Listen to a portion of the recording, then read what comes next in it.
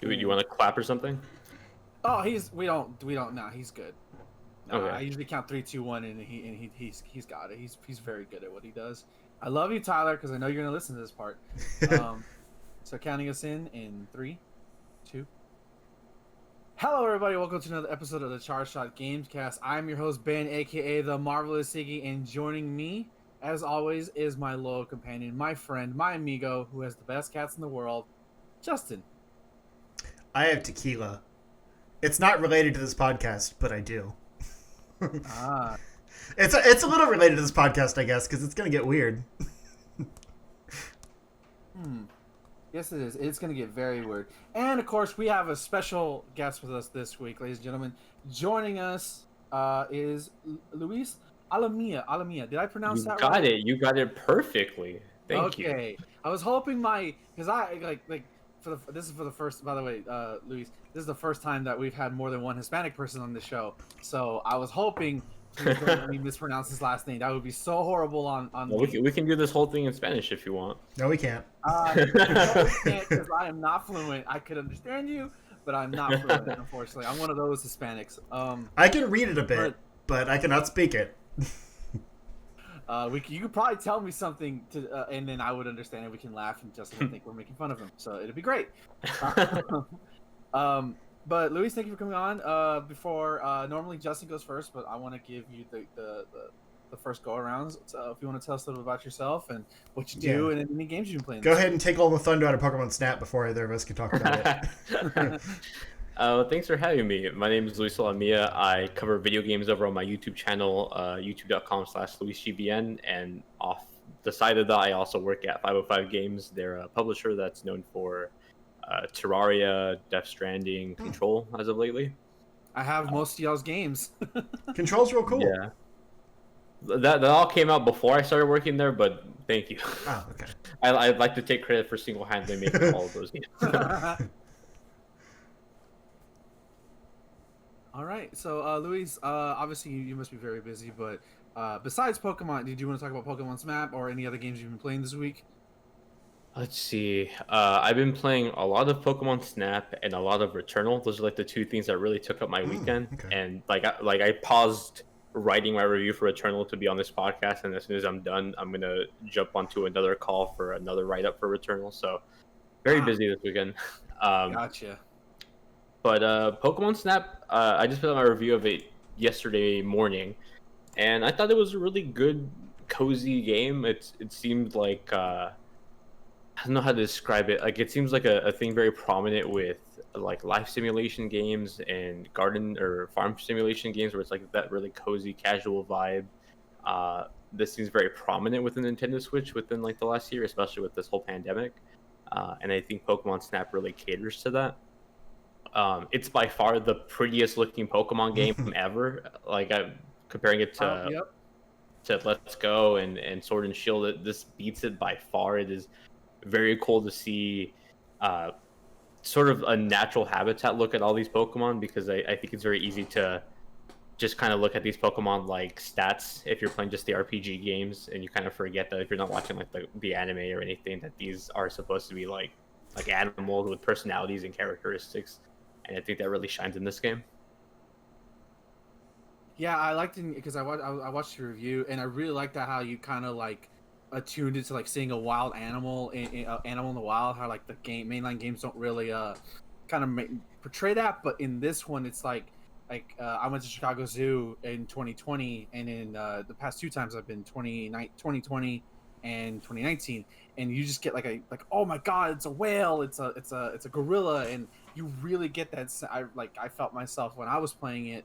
I haven't played too much. I've only done the first level, and I've only got to research level 2. But just like, oh my god, there's a Dodrio just running around, or there's Bidoof just being cute.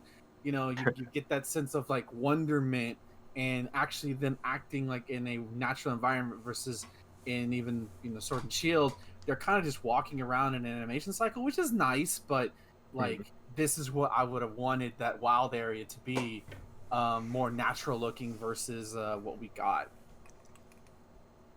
Yeah, definitely. I think if anything, it makes you want to invest more into Pokemon, knowing more about them, because I mean, with every new generation, we get a bunch of new Pokemon, and it's very easy to Mhm. forget the ones from the last generation, or to sort of like try to learn all these 100 new Pokemon. And I think through this scenario, I'm more inclined to learn more about them, and then I guess to remember them as well.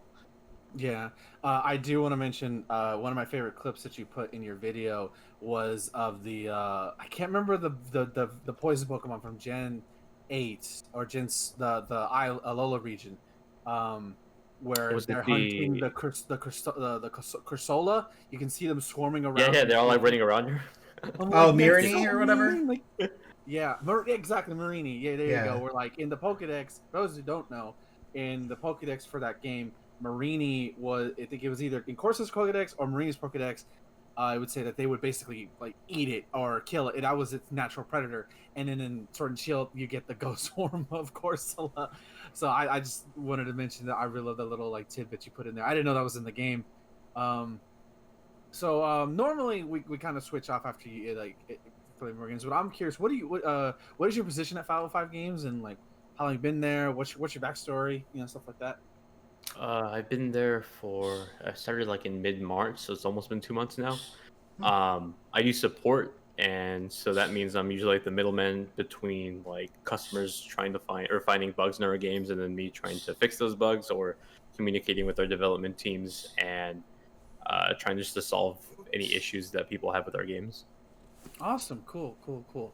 And and just because I like to ask this question, like, what's your origin story for video games? Like, what was the game that kind of made you go, yes, this is what I want to do, or this is what I'm passionate about?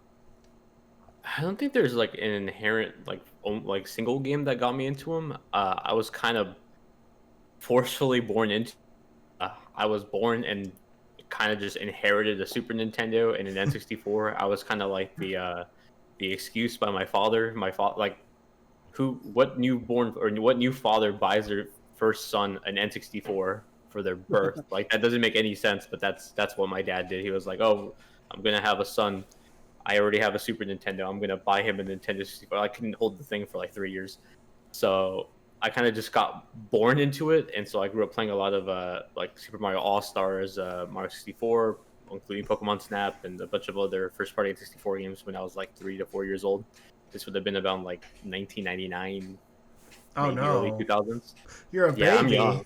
Yeah, I think as far as I know too, I might be the youngest employee at 505 right now. At least I just Oh, beat whoever the youngest one is there.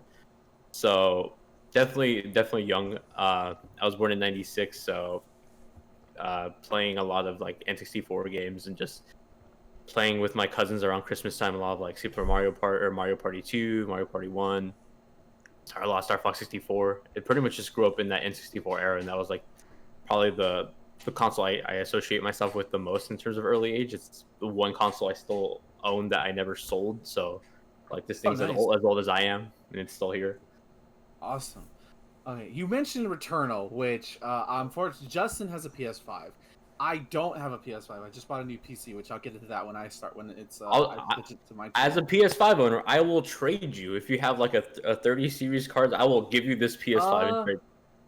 I don't think it's that because I didn't pay that much. I paid I don't think it's that but It's it's decent. it was But a I have was a it a mini hot takes Radeon on the PS5. 1650 Super or something like that? I don't know.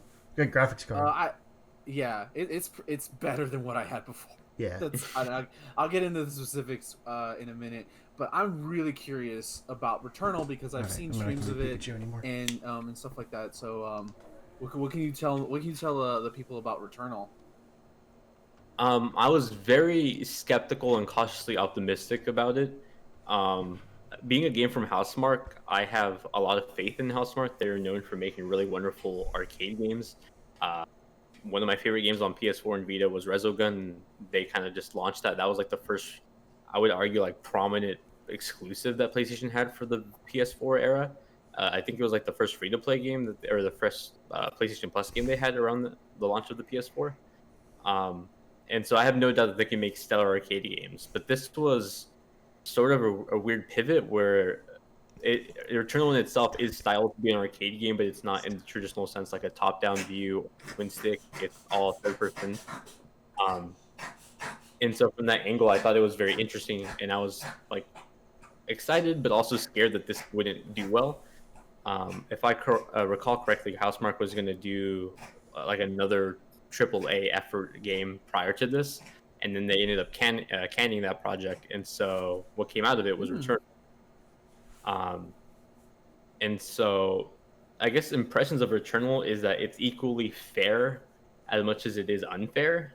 I think there is never a time where I played Returnal and I'm like, man, I should not have died. Like, no, I messed up, and yeah, I need to remember to dodge that specific attack. I shouldn't jump during that attack. That's my fault. I've never felt unfair in terms of like gameplay wise. I think the biggest issue that Returnal has right now is the lack of a save points. I haven't run into it yet, but like a lot of my coworkers at 505 and then just friends in my Twitter mutuals have ran into issues where like, all right, I'm onto the second biome, and I spent like 3 hours trying to get there. I finally got there. I'm gonna put my PS5 to sleep. I'll play it again in the morning. They come back and the game auto updated, and now they lost their progress. No. Or people are getting crashes in the game. Like I've heard people get to the final boss in the game and then the game crashed, and they're just like, all right, well, good luck. And then I don't blame anyone who spends $70 on a roguelike, spends hours playing it only to get to the final boss and have the game crash. I would not blame them if they never touch this game, because I would be completely disgusted. You all right? Callie knocked my mic over. But yeah, in that sense, like I don't think Returnal is bad, but there are like, if you unluckily fit into those specific moments, then it could be like one of the worst experiences in games because of that. But from a gameplay standpoint, I really like the gameplay loop. I think it's fun. Despite being a roguelike, I don't really feel like it's too repetitive. The enemies feel fun. I feel like progression is great. The story is interesting, but it's just that save point thing that's like the biggest factor right now that I don't like. If anyone's like cautiously just doesn't want to buy it right now, I don't blame them. No, I get that. I think it's really interesting that Hades, which obviously was one of a huge get from last year, from a lot of people, that was a roguelike, and like now this is technically like the first big AAA roguelike game, and to me it feels like this game kind of just disappeared, and then as we approach its release, like, oh, marketing, and now it's out, and so I'm really curious. I think it said it's coming to PC. So I'll try to get it then, because you can't buy a PS5 still, and it's been out since November. If it's coming, or maybe I was unaware, but I might have misread that, but I thought it was. It's like it has a year-long. I think I read somewhere it has like a year-long PlayStation exclusivity, and then it'll come to PC. So I hope it does at least. It was published by them, so it'll be interesting to see if it actually does get ported. Yes. I had a few people asking me about whether it would come to PS4 eventually, because I guess not a lot of people think it's an intensive game, but it's pushing like 1080 60 on a PS5, so yeah, just some perspective on that one. Yeah, I saw Maximilian Dude stream it, and I was like, and I never thought about coming to PS4, but the fact that people are thinking, I'm like, all right, the PS4 would probably go on fire trying to run this, or run it at a low resolution or frame rate. There's plenty of games that have come out on PS4 that probably shouldn't have, like Avengers. The Cyberpunk. Yeah. Resident Evil 8, probably. Yeah, that's gonna be interesting. Although, we'll see how that goes. I'll be the guinea pig for that one.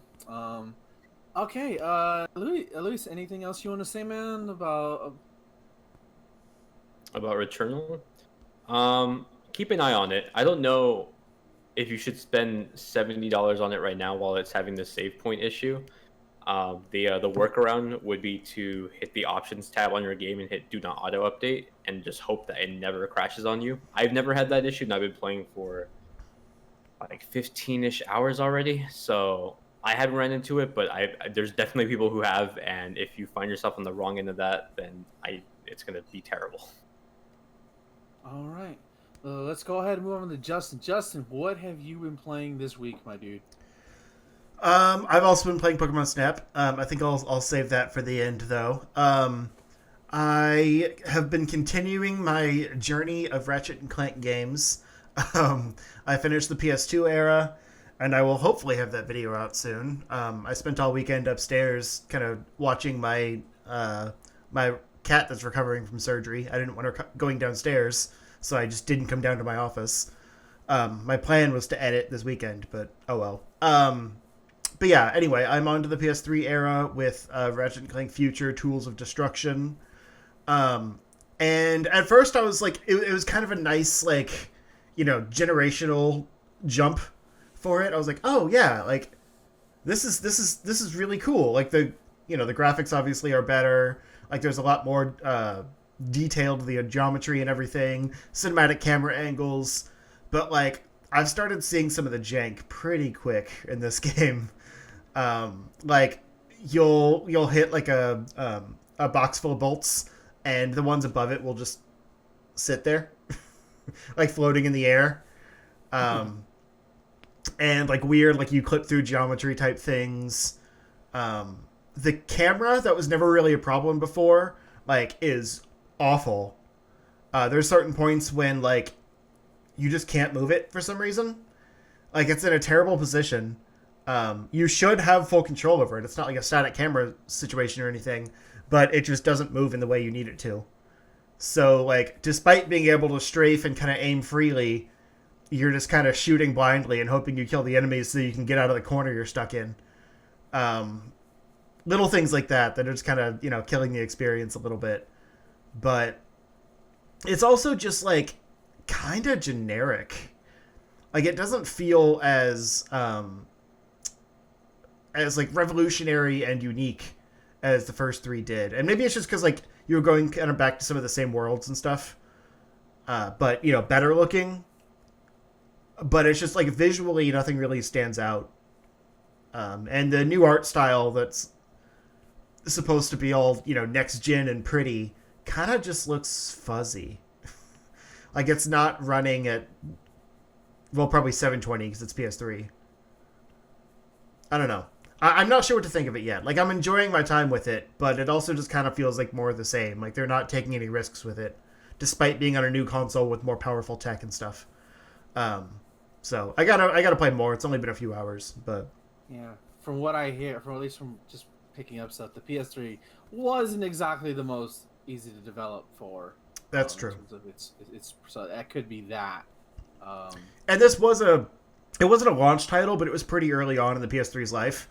Like, it is riddled with unnecessary 6-axis motion gimmicks. And none of them are fun. There's literally a weapon where you throw out these mini tornadoes, and you wiggle your controller around to steer the tornadoes. Like, mid-combat. Oh, no. Not gonna upgrade that one. It's pretty bad. But yeah, anyway... Aside from that, I did jump into some more Avengers. There was like a special event going on for the last week or two. That was like, I think it was like a Tachyon mission chain where you could have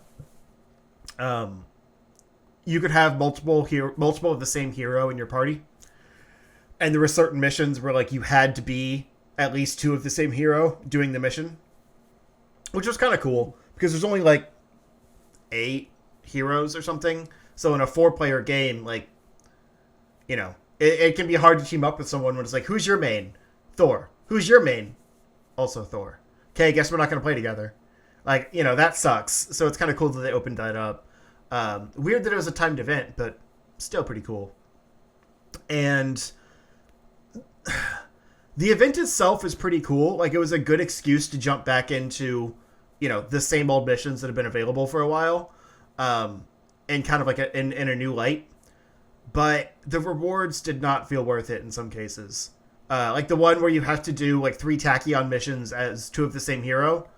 The Tachyon missions are the worst things in the game because they put like a time limit on the mission, and you basically have to collect these like glowing orbs to renew your time. So like as you're going, you're trying to grab these orbs to keep your time at like a minute. Like all you have is a minute, and you're picking up like 10 or 12 seconds at a time,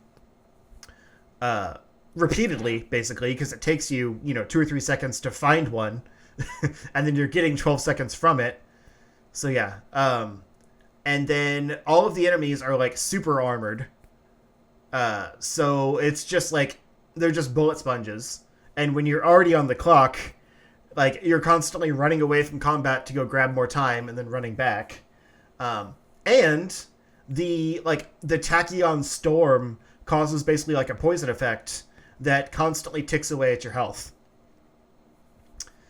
So these missions are not fun. And me and my friend that I was playing with, we don't use any of the same characters. So in order to use two of the same character, there was only one tachyon mission we could actually do. That was like a low level one. So we had to do that one 3 times, and it was not good. So that was the last thing we did, and it kind of killed the enjoyment of, you know, grinding out those missions in the game a little bit. But I still love the game. Like, I want more content for, like, more new content for it. This was, like I said, just kind of grinding out old content again for new rewards. But like, also I keep playing it. Like, it's still really enjoyable. I'm ready for more new missions and stuff. Because, like, I got Hawkeye, did his story stuff, and then didn't really have another chance to do anything with him because this Tachyon thing came out, and so we both played as Iron Man because that was, like, our kind of equally highest. Like, there was still, like, 100 power level disparity between us, but it was, like, the closest one that we had to each other. So we were playing Iron Man forever. And I haven't really had any reason to play Hawkeye again because there's no new content to use with him. And I don't really want to just grind out the old stuff again just because. So I want more reasons to play it. But and then aside from those, I think it's just Pokemon Snap, actually. So I'm actually pretty far. I don't want to say spoilers, but I am I don't know how to say it without it being kind of spoilery. I mean, it's like, I feel like as long as you don't tell somebody how to solve the secret puzzle, you're good. But like, if like the different regions, I don't know if there are secret puzzles. I've been seen on Twitter that, like, I've heard people ask about them, so I think they are. Fair enough. Like, the scan function doesn't seem to find that kind of stuff. It finds, like, alternate routes and stuff, but whatever. I am past the travelogue that they're following.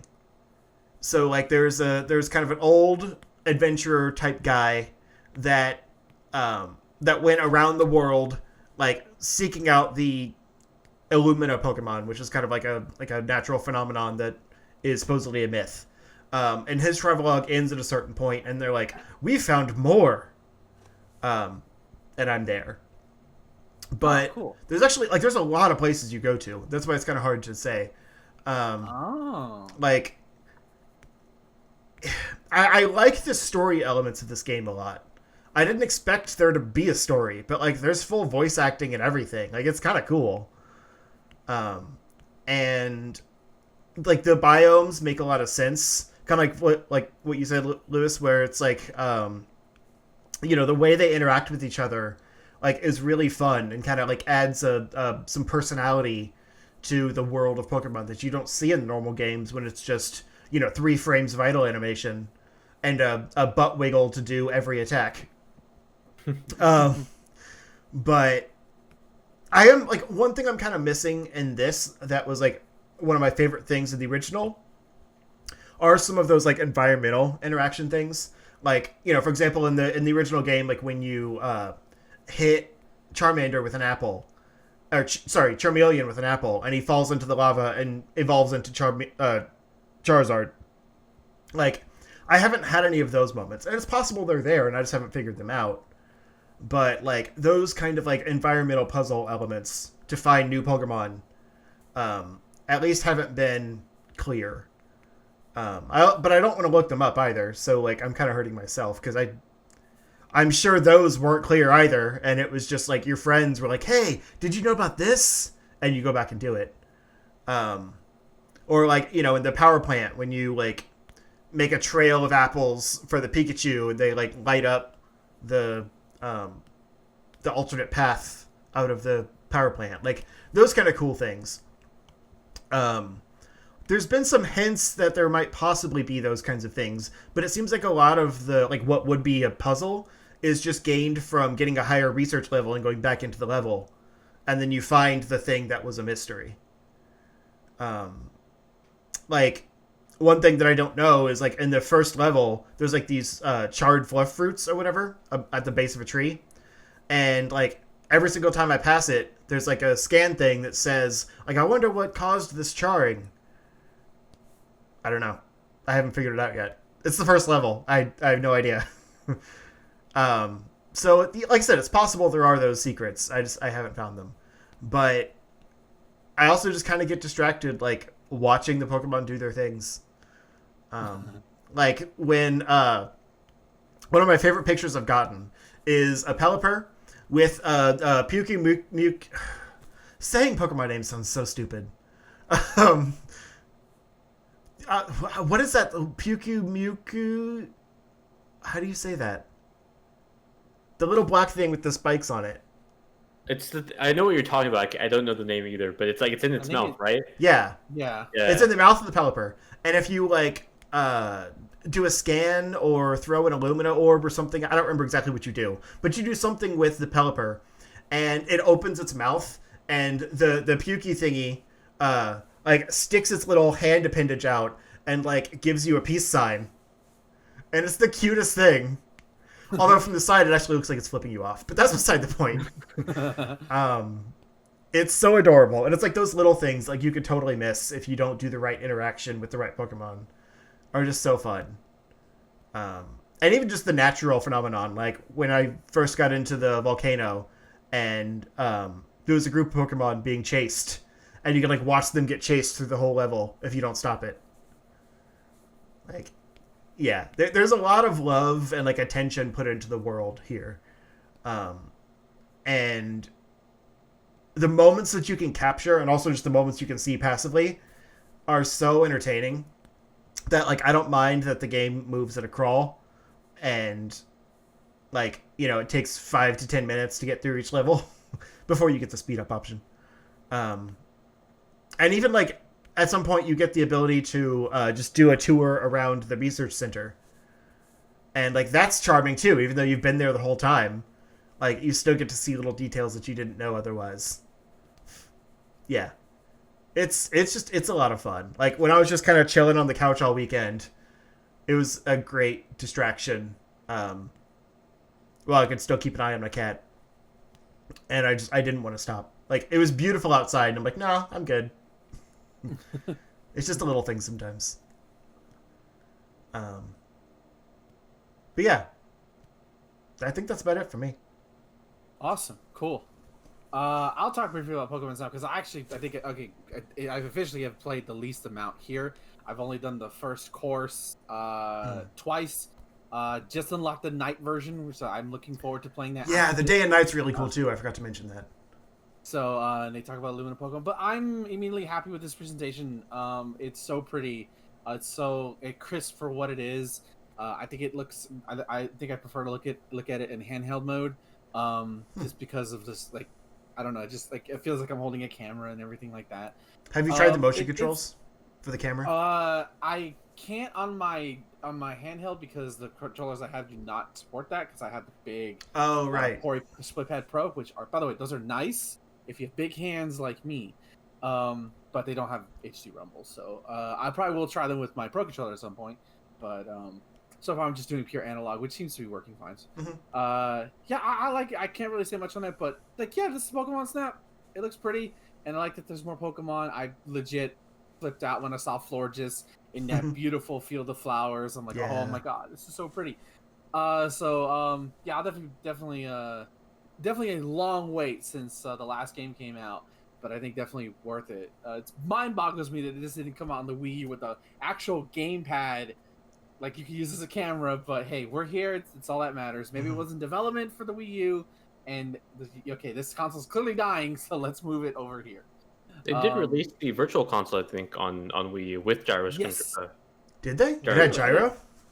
I did not know that part. I believe so.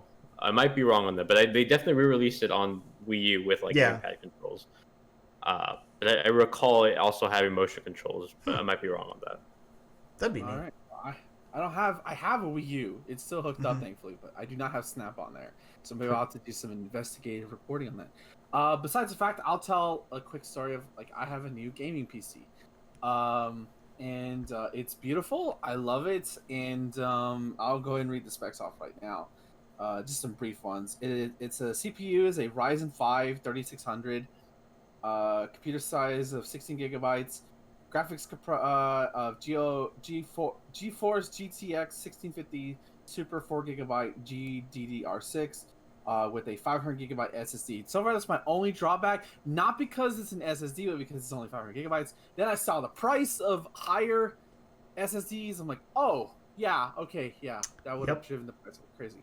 But after not having the correct cord for my monitor, because my monitor used the VGA port, got a new cable, and everything hooked it up. It turns on beautifully, and oh my god, like I knew this is gonna be the thing for me because I streamed on Sunday, and I was trying to stream from my Switch, but unfortunately, my capture device was not registering with Streamlabs at all. So I'm like, I'm frustrated, but what am I gonna do?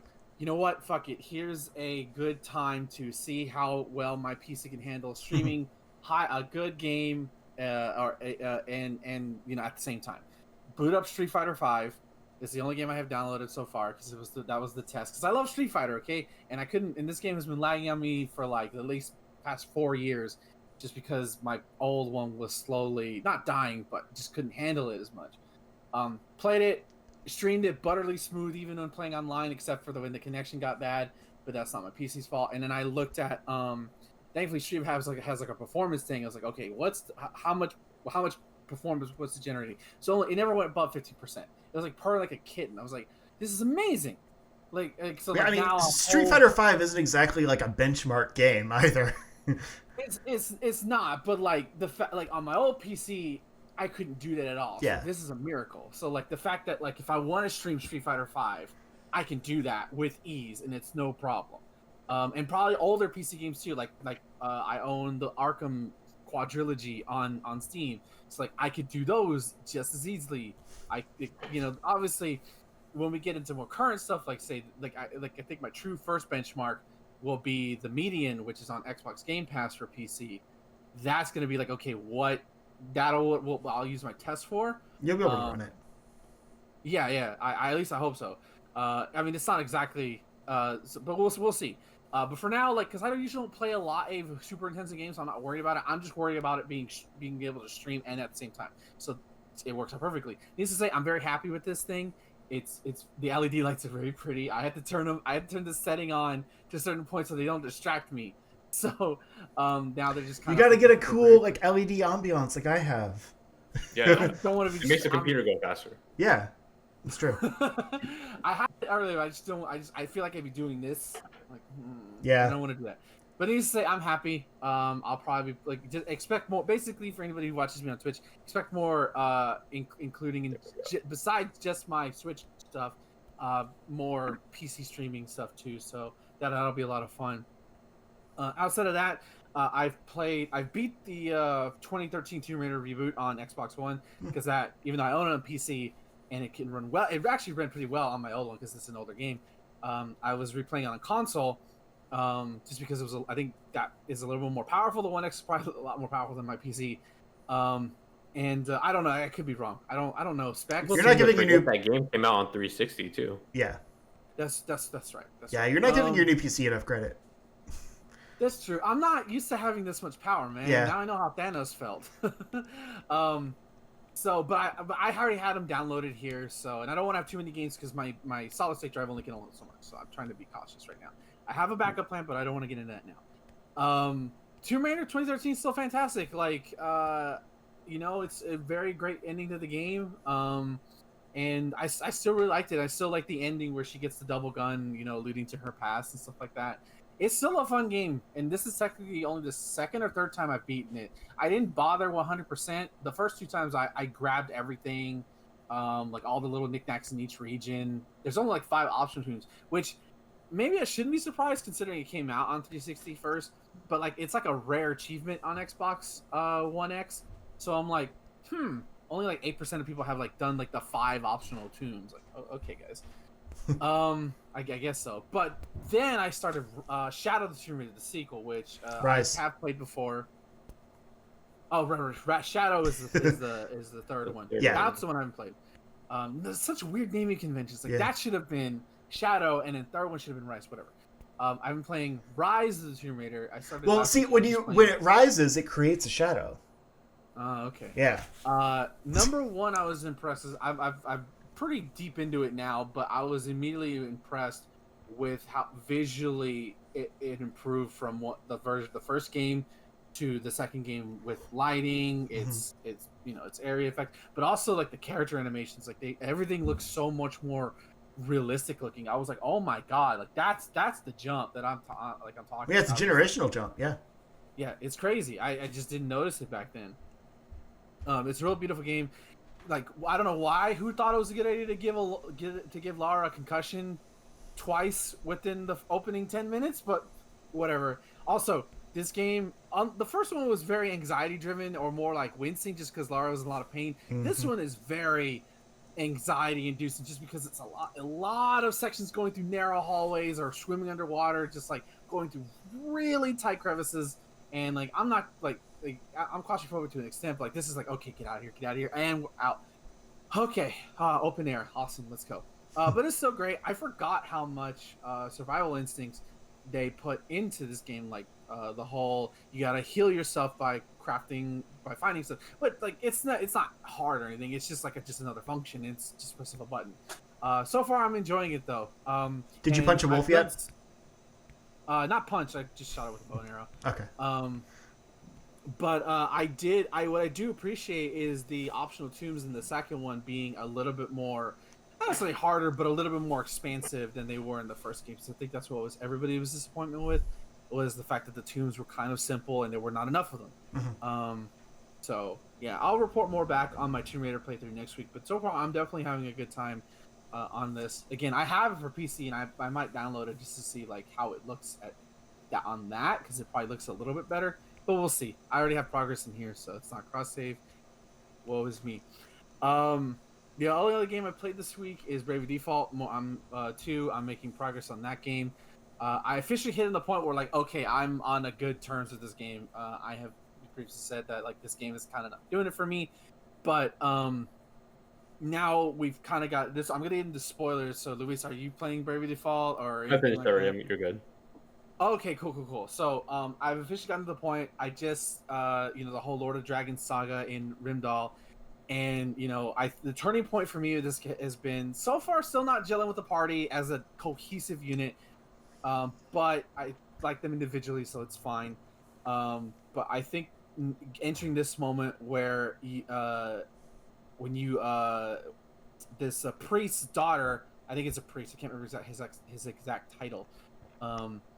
Is thrown into the dragon's mouth, which is it's called dragon's mouth because it looks like a den, like a crevice that looks like a dragon's mouth. So you go down there to find her, to see maybe she's alive or something. And her father's there. Somehow he avoids the monsters, but whatever. It's JRPG. You just got to go with that stuff. Like, how'd you get here so fast? And like they don't show it, but like the implication is that you just see this ravine filled with the dead bodies that were killed needlessly, and the enemies that you fight, Helio, and the Swordmaster, who's Gladys. That's her name, Gladys. You fight Gladys is kind of like she loves her country so much just to do anything to protect it, including turning against her own people, who she thinks are enemies against the state. She realizes when she sees that, like, oh shit, we've been wrong this entire time. She kind of has a turn of heart. It turns into like this. You'll learn that the Archbishop, as I use Catholic terms, has been.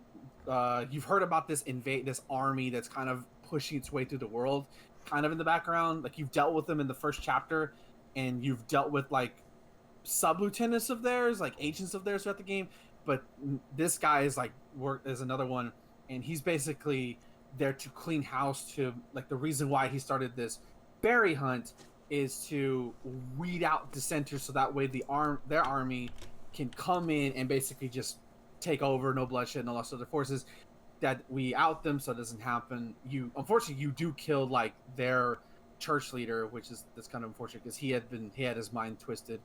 But it's just all really good stuff. And then like all of a sudden the fucking invading army is just here, and it becomes like that moment in Final Fantasy IV where you go to save one of the crystals and you just have to fight a wave of enemies. So it's like, it's really cool in that. Also, they had larger health than normal, and I don't understand why they had like boss level health, but like they didn't hit as hard. It was a little weird, but it was still cool. The music, that was the first time in this game that the music actually hit something for me. It was like, oh, okay, let's go. Now I beat that, got the new job, got all this stuff. It started clicking for me. Now I'm back into like, okay, what are we doing now? So then you get reports that the 3 places you visited that you started in this game, Halcyonia, Wiswold, and God, I can't remember the desert place to save my life, but they are being officially invaded by the army. So they're making their move. It's time now. So now you have a choice. You can go to any one of these 3 at any one time. So it's like, but once you go to a city, you have to stay there until the problem is solved. So I'm like, so is this the repeat moment for that like the first 2 games had? Where like, okay, now you're redoing a cycle because you're having me revisit another area.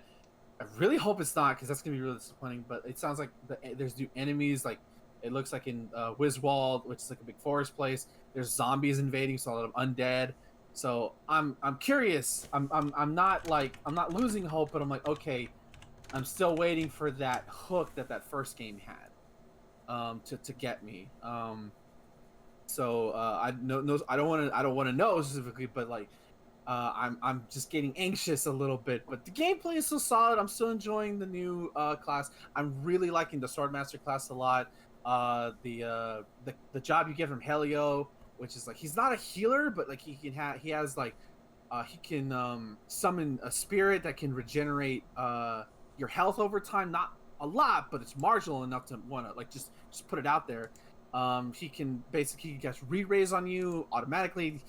This is some really cool stuff, and I still love the fact that leveling jobs in this game is way easier than it was in the first game. So that makes it not as much of a burden. But I'm like, and I played Monster Hunter with Thomas. That was a lot of fun. We got our asses kicked, but not much to report on that.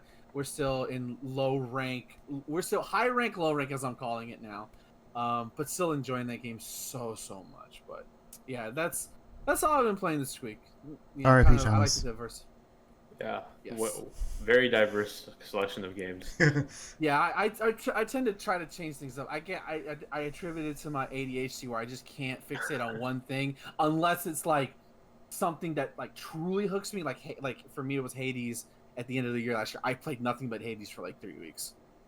I feel so like odd out with Hades because I played that, I guess technically a year before it blew up, because I was playing it in early access. So I by the time I was done with it, or at least caught up with the early access, like it was still 6 months away from blowing up. So when everyone was playing it, I was like, yeah, like, have you guys not been playing this game for the last year? I'm like confused. I'm like, because everyone's like, oh, Hades is so good. I'm like, yeah, this has been out for a while. So I feel like super left out on that train, but I'm glad that people are finally playing it. Yeah, it was my game of the year last year. No, it was not. It was second. But it's not my fault. Streets of Rage 4 came out in that year, so last year. Okay, so ladies and gentlemen, thank you for listening. We are going to take a quick commercial break, and when we come back, we will head right into the news. So stay tuned. I still don't know if these ads are working. I hope so. Yes. I'd asked Thomas, but he doesn't see them, so let me get the news pulled up because I think they changed the rules, or like Prime doesn't see them, but sometimes if they will, like if it's mandatory ads, then they will. I don't know. Yeah. Lewis, some dude is like spamming hate at you in the chat, so I had to block him. Who is it? Aiden? I don't know who that is. What the hell? I don't know. Said you kicked them from your server. Oh no. If they did, it must have been a while ago. I have no idea. Yeah. None of that nonsense here. But if I kick them, feel free to kick them out on Twitch. Yeah, exactly. I'm not Damn, concerned Paul. about it. I just thought you should know. I was like, all right. Okay. Yeah, he's banned. It wouldn't let me ban from Streamlabs for some reason, so I just did a block. But thank you, Thomas. I think it's been a minute. Close enough, at least. I was busy getting the news set up. Sorry. What are we starting with? We will be starting going from top to bottom, so Super Mario Party on downward. Cool. All right. We still don't have a news tune, so I guess just start it. Okay, so hello everybody, welcome to the news section of the Char Shots Gamescast, where we talk about the news of the week or so. Luckily, it's a light week this week, thankfully, and surprisingly, the biggest and most shocking news update of the week was that Super Mario Party gets an online update 2 years after it came out. This is coming courtesy of IGN. Just to cover, those who own a Nintendo subscription will be able to dig into the game's new online modes right away after downloading a free update. If you're not familiar, Mario Party. Okay, that doesn't go into it. Let's see. We'll modify the game so that players can host and play matches online. So yeah, it has party modes, an offline co-op, stuff like that. So basically, I think it adds the board mode game too, as well. It already had limited online. Like you could basically do like a collection of mini games online. But this adds full online access for the entire board mode, the 2v2 mode, and like basically the whole game is online now instead. Yeah, which is really cool. Out of nowhere. Yeah, nowhere though. Like I loved this game. Why? Like it's a really good Mario Party game. It's just in COVID times, online. like no one was playing it. Well, and also even before COVID times, like people wondering, it would have been nice, like just because it's hard to. We're adults; it's hard to get together in person, for a thing. It's not like a convention or something. I played it one weekend with a friend when I was visiting him because he had the game, and I was like, "Yeah, this is great. I'm not going to buy it though because I don't have anyone to play with." Yeah, I imagine this must have been something like some developers were in a room for a few months bored, and they're just like, "What if we did this?" And they did it. Because there's, outside of like the whole pandemic, there isn't a real reason why they would add this, 3 years after it came out? Yeah. And like the game was developed by ND, and they're actively hiring for their next project, which is, spoilers, another Mario Party game. So for them to be like, what's the biggest issue with our last game? Online. You know what we're probably going to end up fixing in the next one? Online. Let's fix it before we make another one. Yeah. Test it on the existing fan base. Yeah, I'm like, I guess, if you look at it from that angle, maybe it'll work. But also, like, if that was like the biggest issue with your last game, and you're probably going to release a new one pretty soon, that kind of like their biggest selling point would probably be that. I don't know if that's like the greatest idea either. It just seems like a very bizarre move from them, but not one I'm complaining about. It's like, cool, free update, biggest issue with the game for me personally. So happy it's out. Right. Yeah. Once it goes on sale, I'm definitely going to pick it up now. Yeah, I guarantee you your GameStop that had physical copies this past weekend does not have physical copies anymore.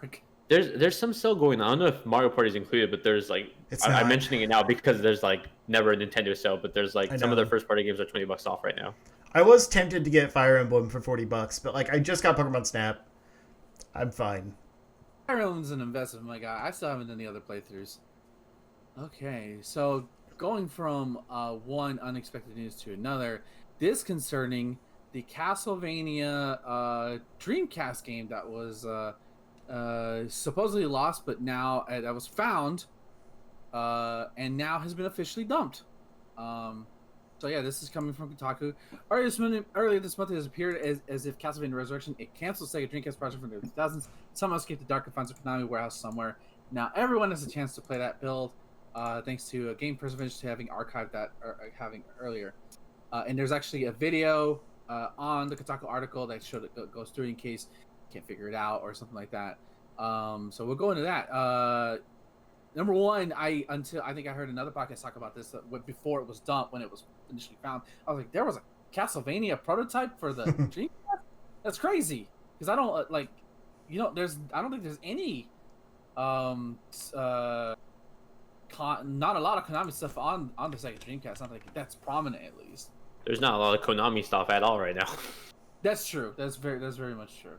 But I looked at the footage and it's maybe I'm being mean to a game that should have come out in like 2000, 2001, 99. This looks like it was like meant for the Sega Saturn based on like how it looks and how it animates. I could be wrong, but I love the Sega Saturn, so that's a charm for me. But it's cool that this game is available. You can play this version and it's going to exist. And I think that's the biggest news so far of it. I mean, there was a lot of ugly. Well, not a lot, but pretty much every Castlevania game back then, like 3D Castlevania game back then, was ugly. So I don't think this is unusually looking for the time. I just think it looks more like a Saturn game than a Dreamcast game, because Dreamcast game, man, those look nice. To me, it looks like I don't know why it reminds me of like Soul Reaver, like a pitch for it. Like if someone was trying to make Soul Reaver, this would be like the pitch deck for it. I can see that, yeah. I mean, it does look like an early to mid PS1 game.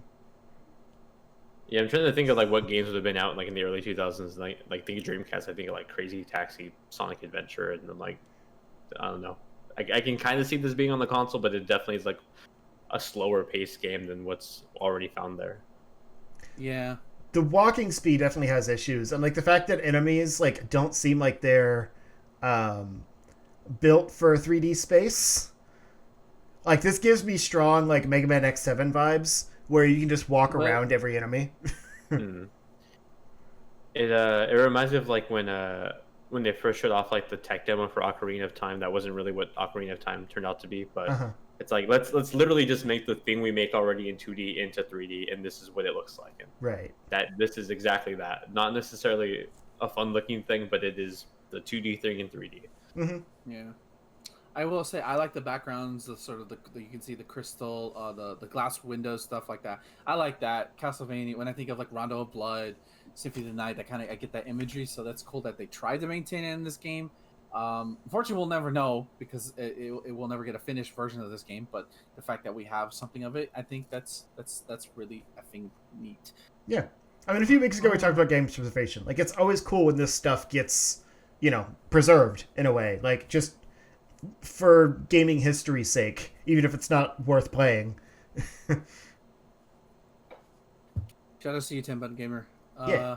So next up is concerning Halo Infinite. We get an update about it, but apparently Halo Infinite will support cross-play and cross-progression between Xbox and PC. This is dope. So yeah, announced on Xbox Wire, the move is being pitched. Will support multiplayer, cross-play, and cross-progression across PC.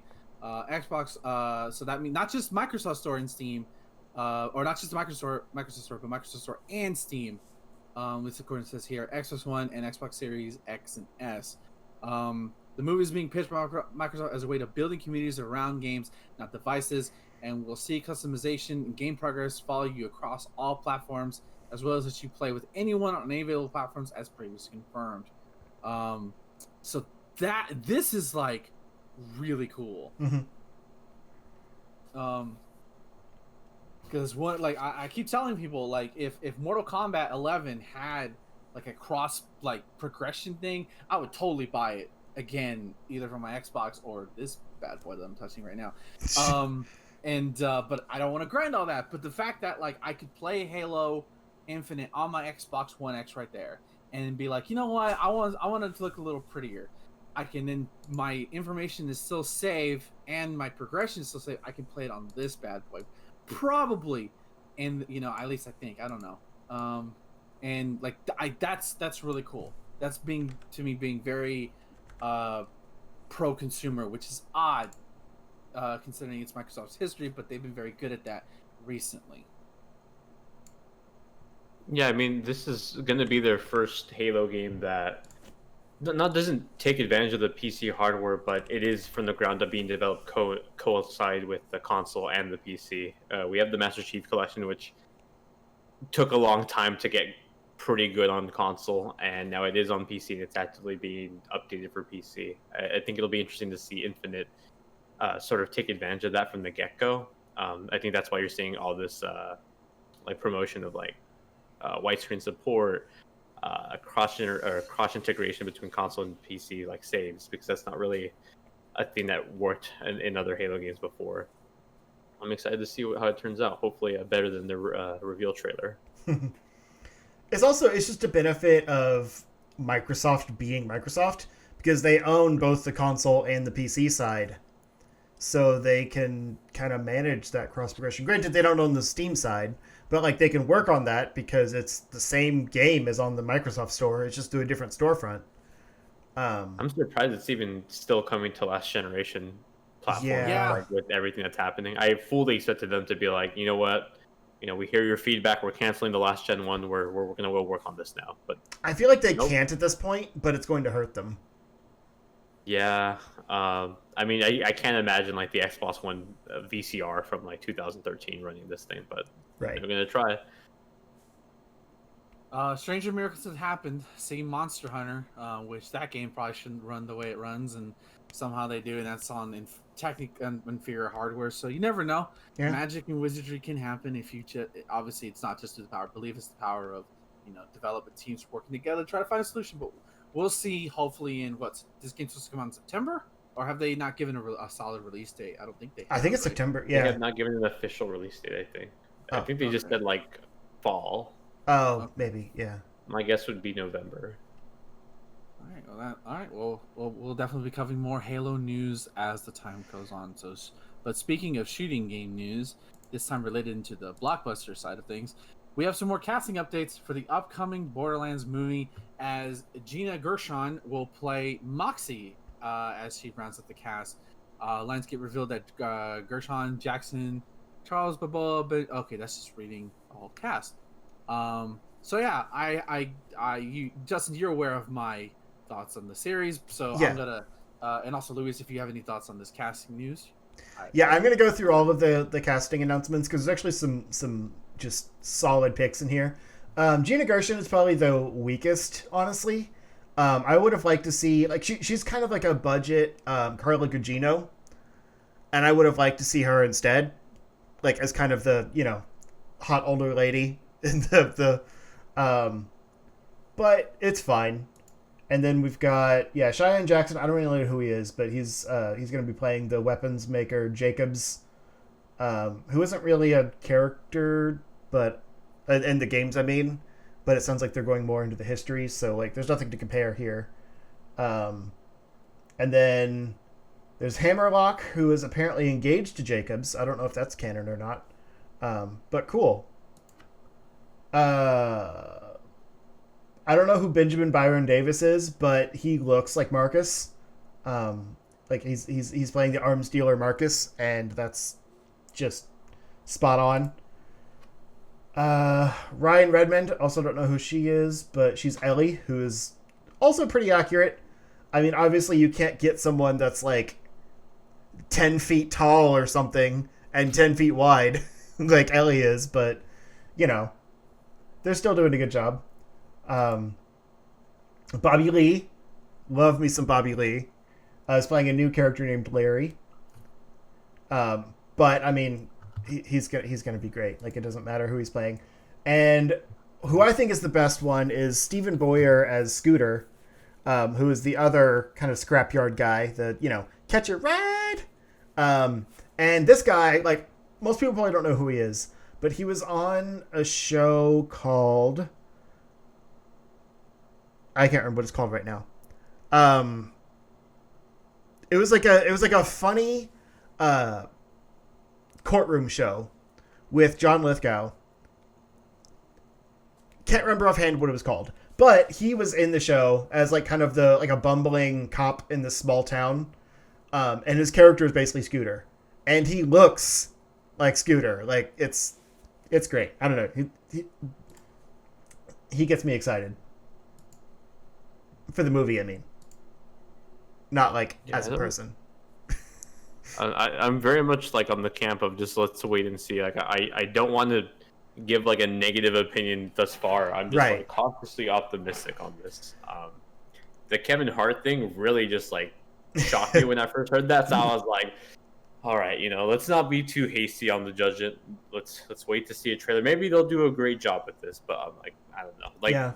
as I hear more of the casting, I'm just like, where is this gonna go? But that's the thing is like Borderlands as a franchise is so absurd, and this cast is like the weirdest collection of actors ever. So like I'm kind of in for it. I don't know.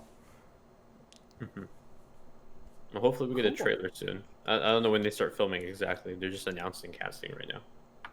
Yeah, we probably won't get a trailer till at the earliest, if they're shooting soon, probably December, early January, I would assume. Yeah, I just hope it's a stylized thing and they don't make it like just kind of bland looking, Ground like lots of lack of color. So, because there's one thing I will say about Borderlands from the few minutes as I've played is that it's a very colorful game in terms of its environments, its costumes.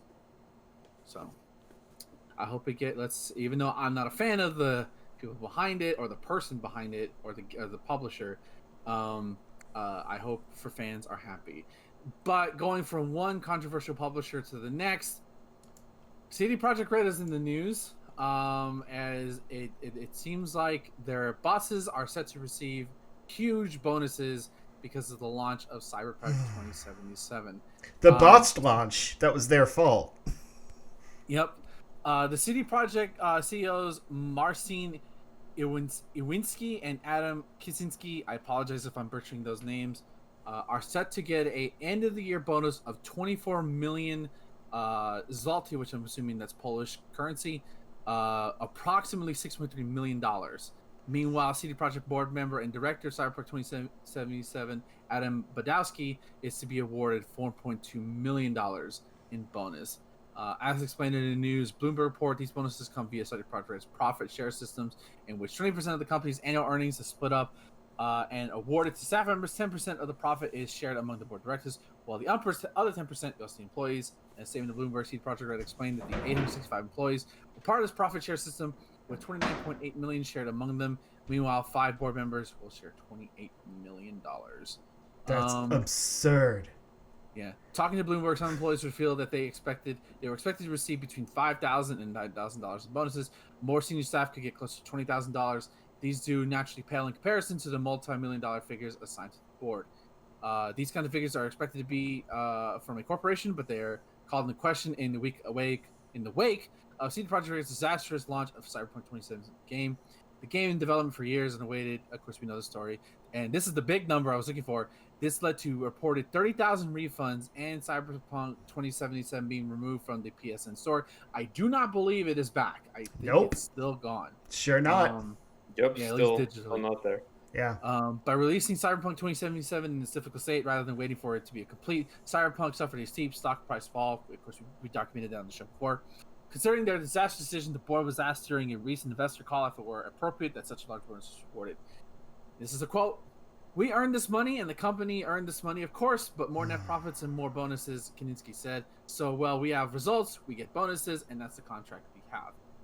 At the CD Projekt Red financial briefing earlier this month, the company said the Cyberpunk launch has been a huge lesson for us that we should never forget. Despite this, 2020 was the company's best year going forward. The company plans to change the way it markets games to help avoid another Cyberpunk-style situation.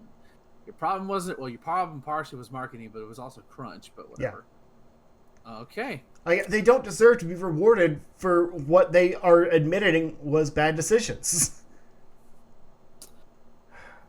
But I'm not surprised considering the game, despite the fact that this game crashed literally on launch, it also made bank, because as many as, like I said, roughly 30,000, we probably won't get an exact number for years. Still many more people. I don't know how that attributes to physical, digital, or anything like that. Mm-hmm. But like a lot more people kept the game and stuff like that. So like, I'm not surprised. It's greedy. It doesn't make them look good at all, considering they have no real positive life with their fan base right now, or player base right now. So it's, to me, I chalk it up as capitalism's added a fucking again, and the fact that you see the discrepancy from the board team to the actual team making the game, like that's the biggest disomer to me. Yeah, the insane part really is that there's a 20%, like I understand profit share contracts and all that.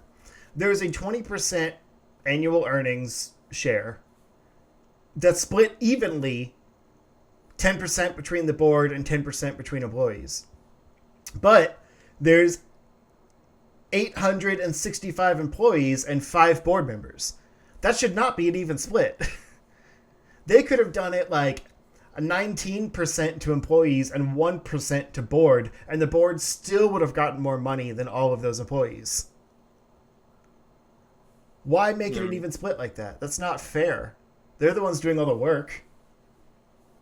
I think coming at it from a business point, this is like stuff I studied in college. I get the contract they have written up. It's typical for executive board members to make more money than their employees. That's not a shock. What I have the biggest problem with is like the way it's prefaced is, we have a contract, we made money, we got money, that's the contract. Sure. But you didn't really follow through that social contract you had with your employees. Mm-hmm. Yes, like you made money and that was what you signed, but you also put them through crunch. You made them stay longer. You released this when it was unfinished, and that wasn't the employee's call. That was your call. So in the same way that you kind of broke that social contract with your employees, you should also break this contract.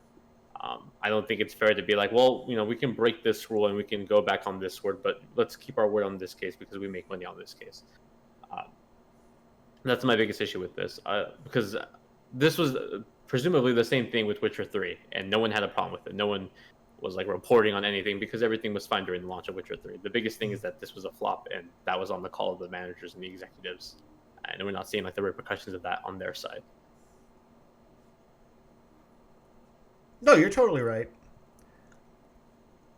I just don't think that the 10-10 split with the huge disparity of employees versus board members is a good contract. Oh yeah, for sure. I don't think I would be shocked if they were able to negotiate that from a 1 or from a 10 to a 1. No, realistically, I don't see any business ever doing that. That was just an exaggeration to say that they would still make more money. But I definitely think there should be some penalty on the executives because obviously something wasn't followed through on their end, and you can't pull this crap that's like, well, you signed the contract and we're doing the contract. I'm like, okay, but you also said this was going to happen and it didn't happen. So, if you're not going to keep your word on that point, then why here? Exactly. Yeah. I'm not as smart as that, but I just see it as corporate greed.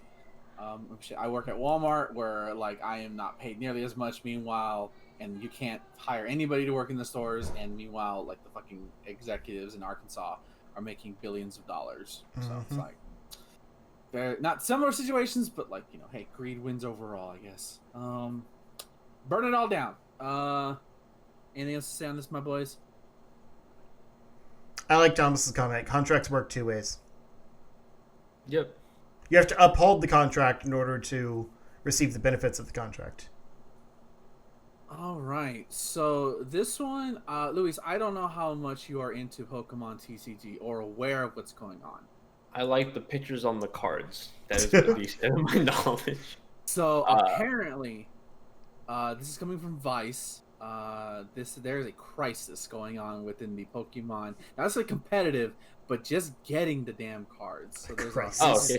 So I am familiar with this. One of my mods on my Discord server is obsessed with going to Target right now and going to well, we used to go to McDonald's when the Pokemon cards were there. So basically, Pokemon cards have it looks like during the pandemic, basically resurged in popularity. You probably have seen like big YouTubers opening like thousands of dollars worth of packs on YouTube and opening up rare stuff. To the point where like if you go, like I work in Walmart and I work in the toys department specifically, we do not stock the Pokemon cards. A different vendor comes in and does that, and like you never found them. They were always gone. If they were there, they were gone by the end of the day. It's gotten so bad, at least I've seen it at other stores. We started locking them up, or in like some stores are limiting them to like one per person, and stuff like that. Jeez. So Yeah. are Pokemon cards VMIs at your store? Or vendor managed inventory? Yes, because we never stock them. Like we'll stock like other Pokemon merchandise, like toys, but the cards themselves, we never receive them. Most stuff up at the front, like checkouts, are vendor stocked. I see.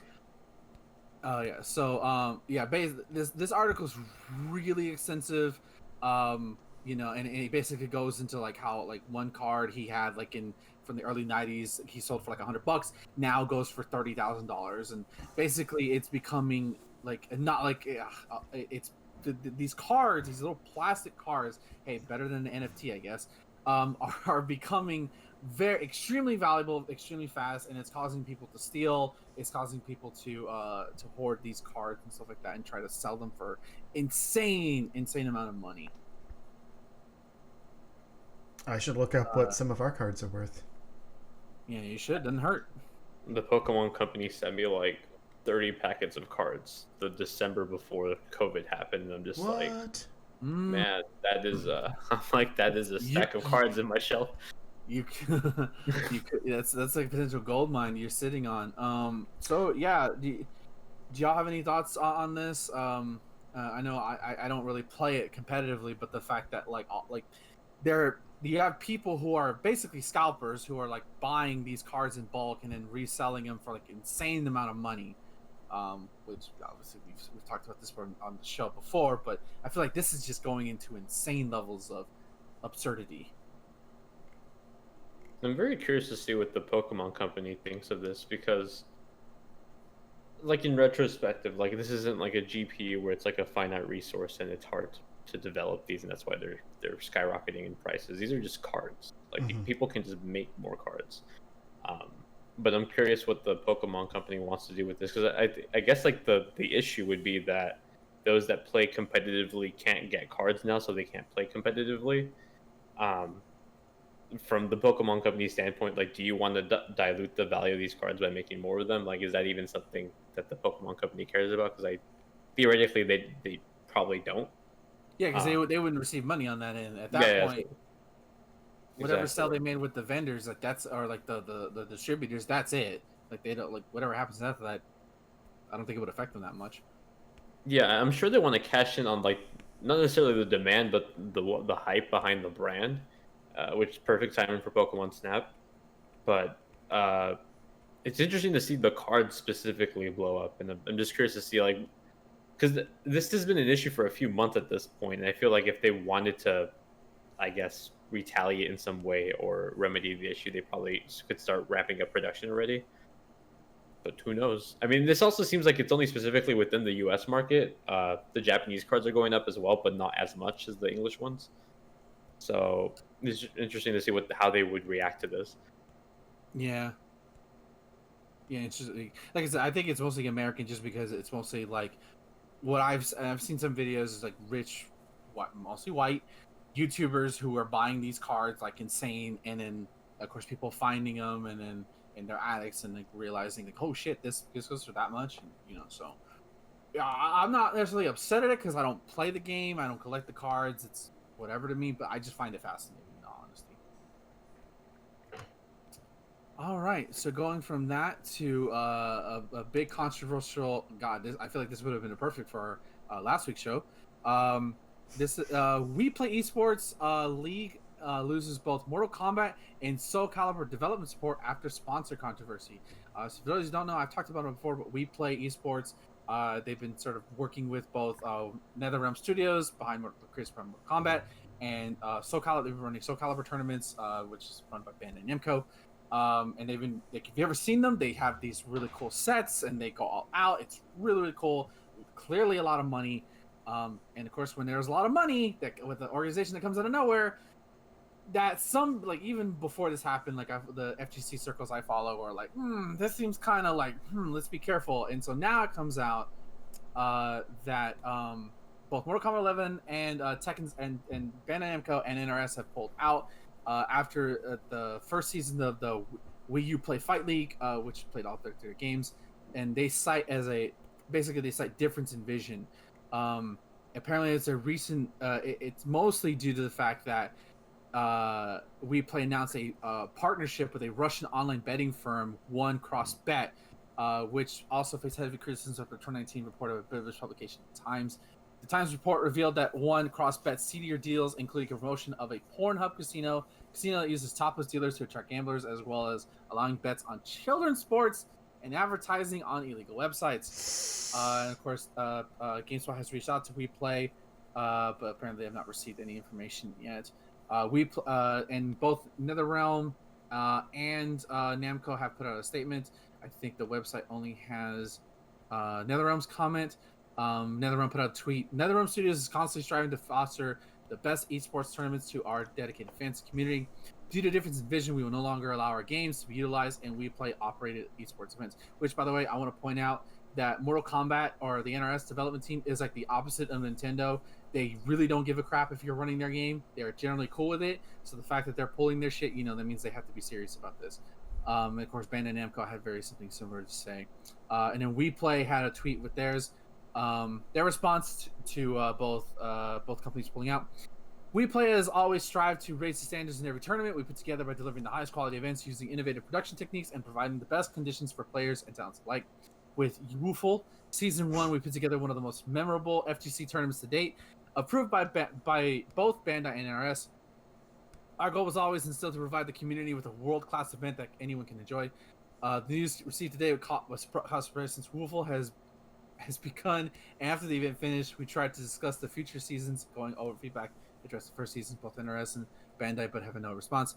Our vision and dedication to the FGC has not changed, and we will continue to grow.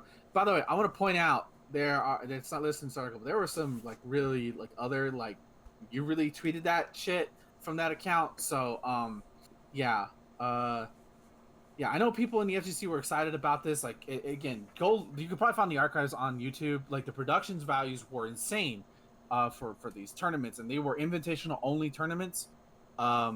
But even a couple months ago, there were people talking about there's some shady shit going on. And this is, and I kind of also put it on the developers a little bit for not doing more research, because you have to know who you're, talking about business with Secret Red. You kind of have to know who you're getting business within. That. I feel like they didn't just get that money out of nowhere. They had to get it from somewhere, and either maybe they didn't know, didn't do their research well enough, or they did know and they chose to not ignore it until they made it public that they were working with this One Cross Bet company, and we're like, okay, we can't be associated with that. Now officially we can't, but it's definitely fascinating. But if the FGC is going to go esports, this ain't it. It clearly is not it. Yeah, the WePlay statement is interesting to me in the sense where their rebuttal against supporting or going through this company is, we made a memorable Season 1, which I don't think is the right response. If someone catches you with red hands saying hey, we're working with this gambling website that's known to do illegal stuff with children's games, your answer should not be but we made a really good Season 1. Yeah. I don't think that's the take. So I'm leaning more on the developer side on this topic specifically. I don't know. I have to learn more about this, but that's my initial impression. It kind of sounds like they're sweeping the issues under the rug, and they're like, "Who cares about what they do? We're great together." We got money. We got look at the production. I mean, that's honestly, and if depending on who you see, because and Luis, I don't know if you play fighting games or not. Unfortunately, I know Justin doesn't, but a lot of the FGC heads, some of them I've seen them unfollow, at least over the past weekend, considering the tweets. Because I'm obviously it's very tantalizing because within the realm of esports, the fighting game community is very much seen as the low end of the totem pole in comparison to other ones. So obviously here comes this company who's gonna do their best to promote them. And again, I will say, having watched, I didn't see the Soul Calibur one, but the Mortal Kombat ones, why is my hand doing that? I'm sorry. having seen the Soul Calibur one or the Mortal Kombat one, they're very cool, and I was like, wow, this is awesome production stuff. It's cool to get this effort in there versus like I love the grassroots tournaments that I've seen, like the one I'm wearing on my shirt. But it's enticing, but sometimes you don't want to dance to the devil in the pale moonlight. Basically, you don't want to do that. I mean, for audio listeners, Ben's shirt says "Combo Breaker." I forgot. So listen, I'm just a host. I'm just a simple host. Combo breaker, but it was only a couple years ago where in the FGC where like there was this African player who was like giving a lot of money out, and like people and MK players just taking it willingly, and then the guy just disappeared. So it's like, I feel like sorry, go on. I was gonna say, sometimes you have to think a little bit more before you sign in, like take somebody's money and realize what you're getting into, because you never know what's going on. Ask questions. Yeah, I feel like the FGC community as a whole is in itself like an uphill battle, and I would compare it to being like a new YouTuber, where you're given the benefit of the doubt, and it's something that you have to kind of prove yourself in the same sense where like, a person that just starts off doing YouTube videos, let's say video game reviews, they're buying their own games, they're reviewing what they can, and they're just kind of showing that they can do it. Prove yourself, and then maybe you'll get some investments, you'll get some attraction. I feel like that's very similar to the FGC. Like Evo struggled for many years trying to just be its own thing, and now it's being purchased by Sony, and now you kind of just see it get that like financial security. And I think that's like one of those examples of like, they struggled for years and tried to survive as long as they could, and now here's the fruit of their labor pretty much. And starting off with season 1 doing pretty well, and then immediately being like, well, if we're gonna do season 2, let's try to make some money on this. It doesn't seem like a good way to cash out or anything. It's a bad example.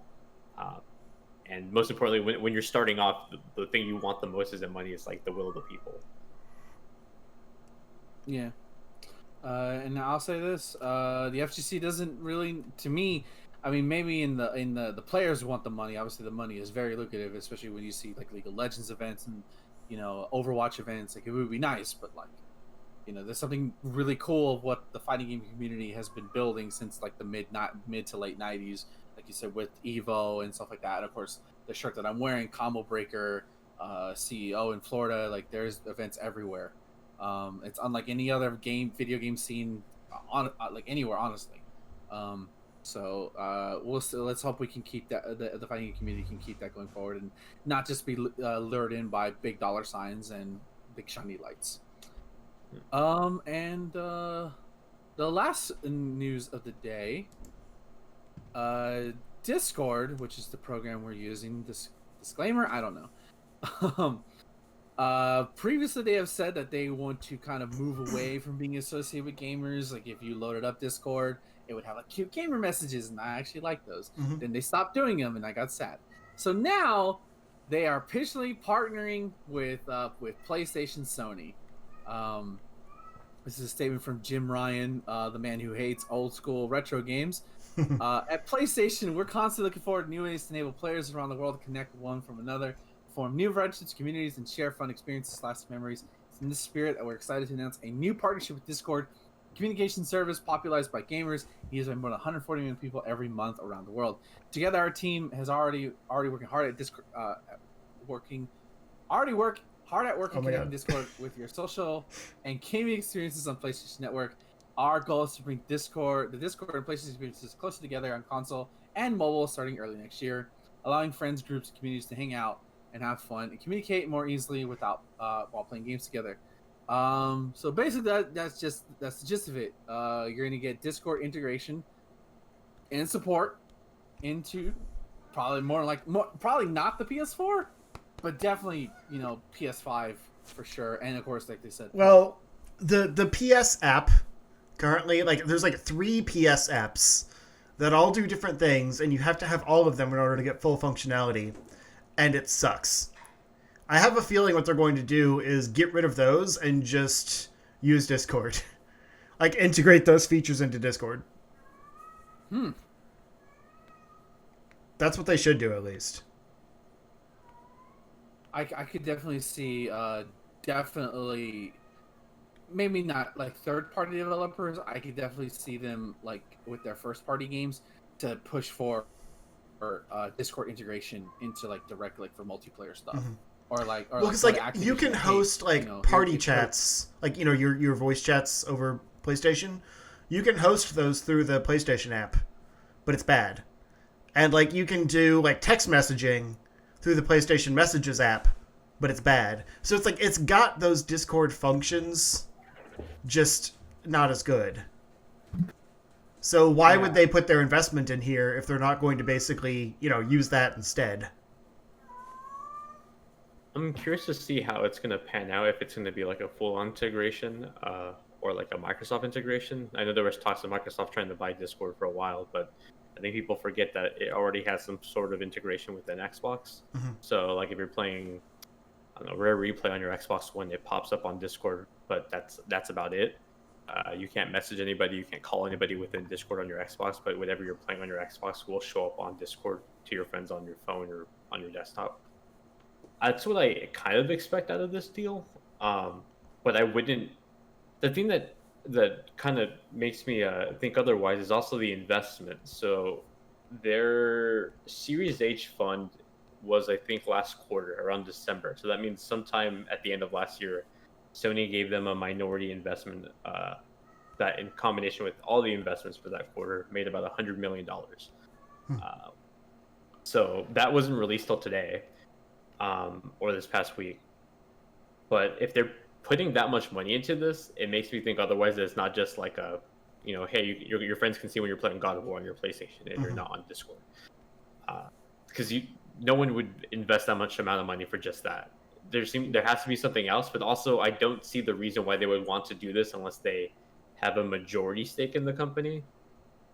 Because essentially they're giving up, like, if the alternative is like, hey, you can pay for PlayStation Plus, play your games online, and then talk to your friends, or you can just do it for free on the Discord app on your PS4. Like, why would they do that if it's a minority stake investment? It doesn't make a ton of sense. Maybe there's more investments to come that we haven't seen yet, but I'm very curious to see how this pans out. Yeah, I think you're right. When it comes to these business deals, we only see the beginning and slowly see the domino effect start to happen. So I think you're definitely right about that. Yeah, like it's May now, and this thing happened in December, and we're hearing about it 5 months later. Yes. I like I said, the only thing I can definitely see immediately is for like Discord support within the games themselves somehow, where like you could do it like a Discord, like you can have your friends connect your Discord friends list to the game, and you can play the game like that somehow. Like, God, I thought like Skype maybe did something like that. I could be wrong, but I think there's like a service that like took your ideas and it connected them. Like I could definitely see that at the basic level, but there's definitely got to be bigger ideas at this than just having another server to use. Yeah, I don't have the biggest faith in Sony when it comes to server side things. I mean, this is also the same game company that was like, we want to do cloud gaming with PlayStation now, so we invested money in Microsoft, who obviously does it better than us to power our thing. So I was like, all right. Yeah. Sony on the business side is kind of a mess. They make good games, though. Yeah, that's true. I look forward to the Sony emojis or emotes that I can join the channel and profile them and never mute that Discord forever, and then I have the emotes. That's what I use it for. Yeah, it'll be interesting to see what they do with it. Cool. All right. Well, that's going to do it for the news section of this show. So we're going to move on to the final section, which is our topic, which is we did a poll. And I wanted to do this last time, but I did not have the stat in front of me. So we had 3 topics. At third place, which was mine, which is a Game Power Up IRL, which that was at 13%, only got 13% of the votes. The second one was Tyler's choice, our other co-host, who unfortunately cannot be with us tonight. Presidents as gym leaders. I really wanted that one because I wanted to school y'all on my knowledge of U.S. presidents. Wait, I thought it was presidents as Pokemon. No, it's gym leaders. He said gym leaders in the Discord. I can already tell. I had a great one for President Carter. Honestly, but the one that won, it lost last week. The previous weeks, Justin's won with 50% of the votes. Superhero game idea. So, Yeah. anything goes, gentlemen. Luis, you are the guest, so I'm curious. What is the superhero game that you want or want to play? Like dream big, whatever you could make. Okay, all right. I've had this in my pitch deck for a while. It's okay. So follow through with me. It's not necessarily a superhero, but it is kind of like it's a thing I've had it in my head for a long time. This is like the You one. just chance I got to here and pitch you're it. already skirting around the prompt. No, it's okay. Are you guys familiar with a cartoon from the early 2000s called Kids Next Door? Yes. Yes, a battle royale Kids Next Door game Oh where you my customize God. your characters, and it's all a giant treehouse that's slowly like closing around the treehouse. Everyone has customized weapons. All the skins are customizable. 2x4 weapons, wood, with a kid that you can design yourself. That looks like yourself and is like a character within the Kids Next Door universe. This is like an the art idea I've style? had for the longest time. Yeah. This is an idea I've had for the longest time where I'm like, man, everyone's making battle royale games. Everyone's making them free to play and have like customized skins. Like the thing that comes to mind is like Kids Next Door. There's like so many funny weapons that would work perfectly within like that style of like chaotic battle royale. Being able to customize a character that look like yourself or someone like from the show, and it'd be funny just to have like a number next to your name, be like your name, number, whatever agent. That's my pitch. That is a superhero game that I not really a superhero game, but you know, in that same vein, I guess, of like kids with crazy technology. That's my idea. That because I haven't heard the name Kids Next Door in 20 years, so that sounds really cool. Is Kids Next Door superheroes? I never watched it. They're like special agents. Okay. They like have big gadgets and everything. So and they kind of have costumes where like they always wear their iconic clothes. So like yeah, I think it counts. I'm going to allow that. That's a really badass idea. We're about to throw you in the shark pit, so be glad.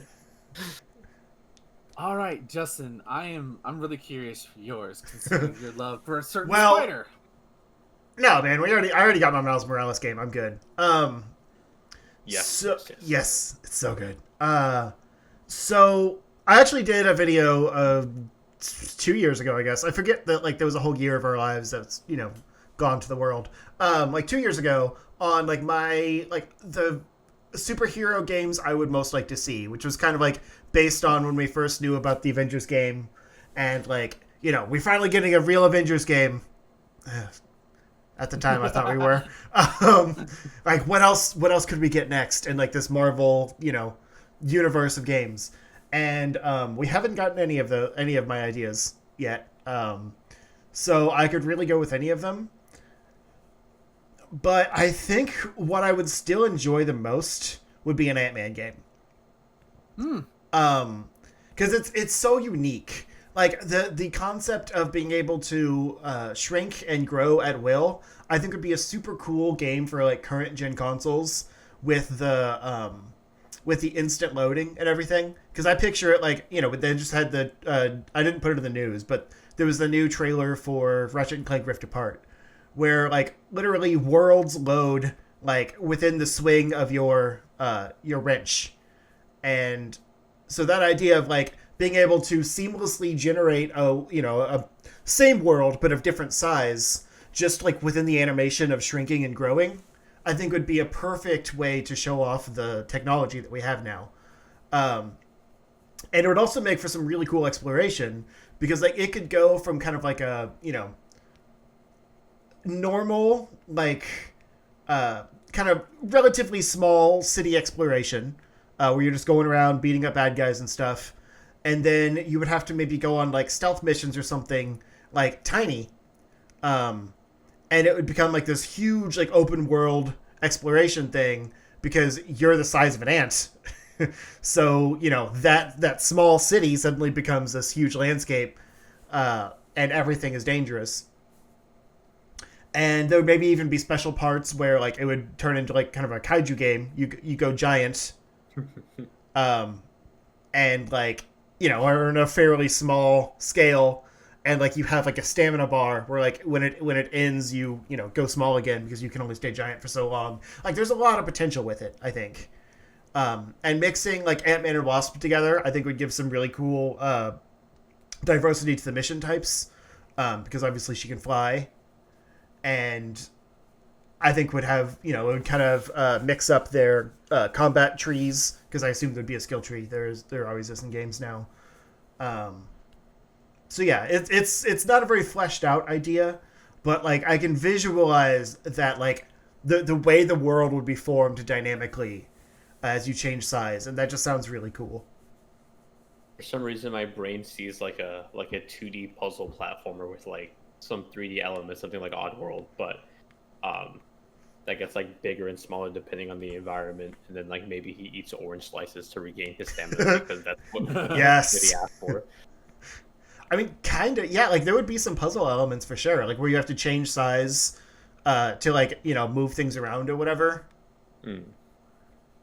Like maybe you grab something when you're small and then go big and like move that thing elsewhere, go small again and place it down. I mean, you could even use like the Ratchet and Clank dimensional thing. You could even do that and do like some time travel stuff, and it gets like molecularly small. Yeah, there's a lot of make it a Quantumania movie or Quantumania movie game. I wish you'd go back and play those like Captain America 1, Thor 1 games, because I never played them, but yeah, Cap I is imagine fine. Cap is fine. Thor is boring. yeah. Iron Man's broken. Yeah, I did not play any of them, but I am very like. I wonder if they're better than the new Avengers game. We'll see. No.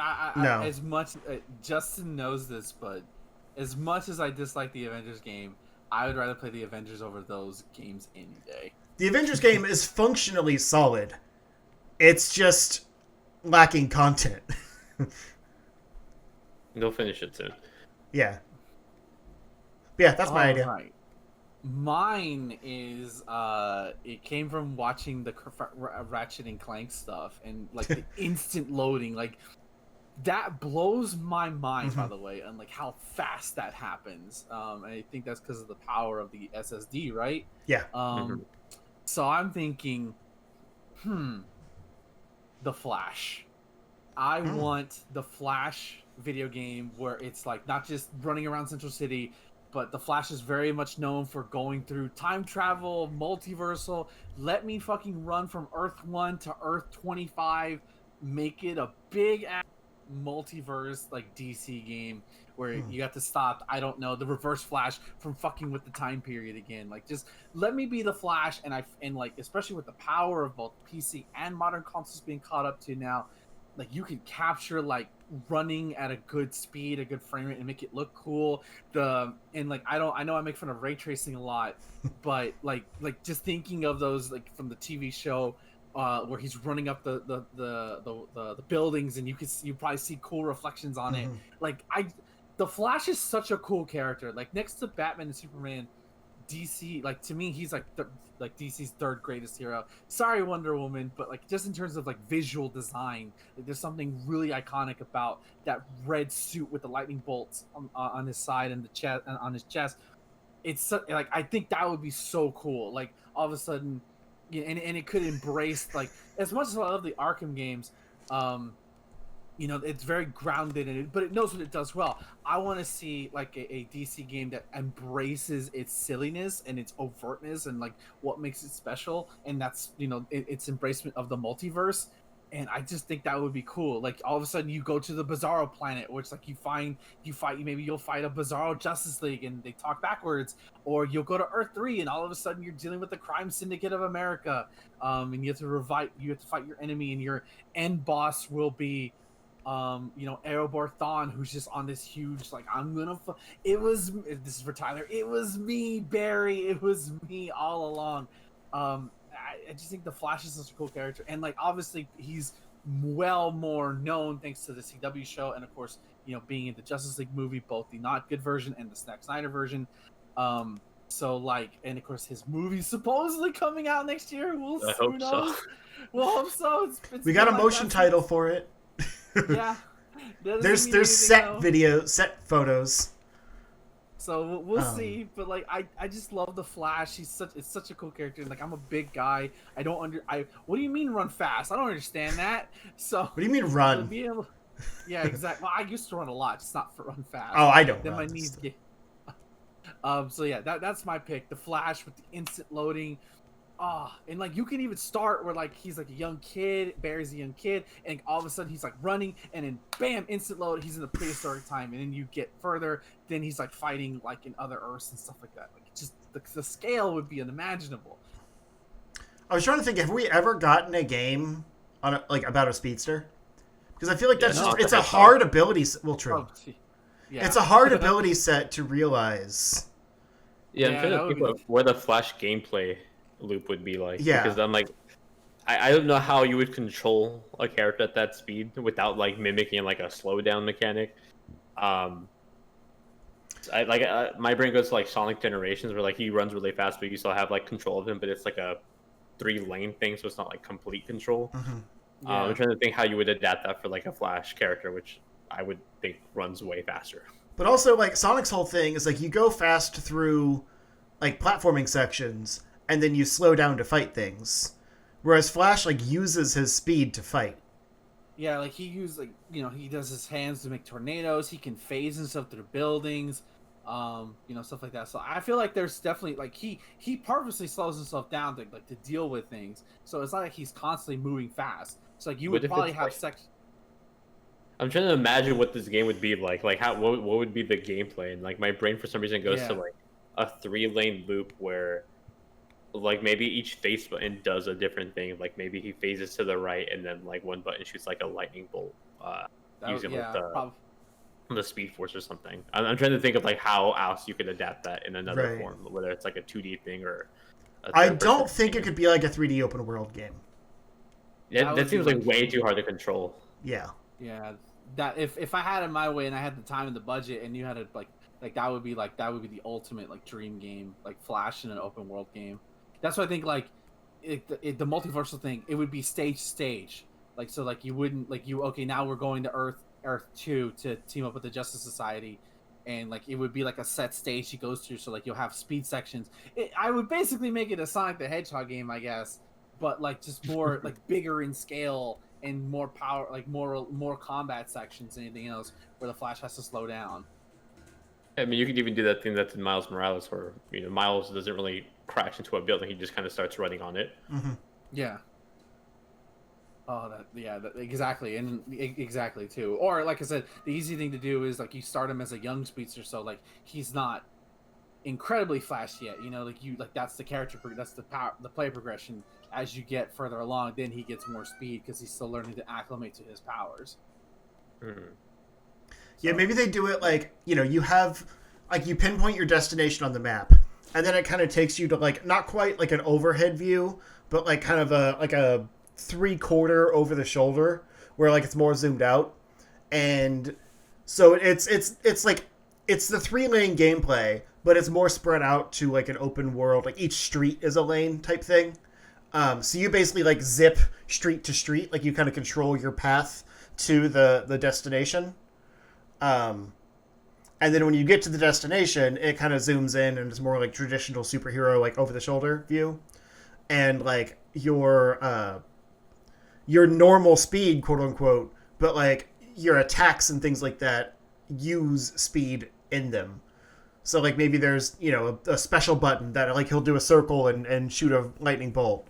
Or, like, he'll speed punch or, like, dash back and shoot forward, those kind of things. Like, kind of gamify his abilities so it's not always just about going fast. That could work. Yeah, and I would also try to figure out how to incorporate his CSI background into it. Obviously they would probably steal from the Arkham games where, like, he investigates a crime scene. Like Batman did, but like as as a public defender, so I think that would be cool too, to integrate that into like you have to like part of the game is running fast, but also part of the game is figuring out the mystery of what's going on. Thinking fast. Yeah, exactly. I mean, like that, like you say that, but like in the 50s comics, like he would always say flash fact, and he would pull out a scientific fact. But Barry is a smart dude, and I would like that somewhat. As cool as the Flash is in terms of his power set, Barry being as smart as he is, being a criminal justice major, is really cool. And so yeah, that's my dream game. Will probably never be realized. I know there's like a prototype for a Flash game that never happened, but you know, hey, maybe one day when I'm 50 years old and like we're on the PS9, and like all of a sudden, and then we get like we'll get the Flash game when I can control the controller with the game with my mind. Okay. But ladies and gentlemen, I think that's gonna conclude this week's episode of the Charge Shot Gamescast. Luis, I want to thank you for being a guest for tonight. It was really fun, man. I had a lot Thanks of for fun having me. with you. So this is the part of the show where we tell everybody where we find us. So can you tell the Charge Shot audience where they can find you at, my dude?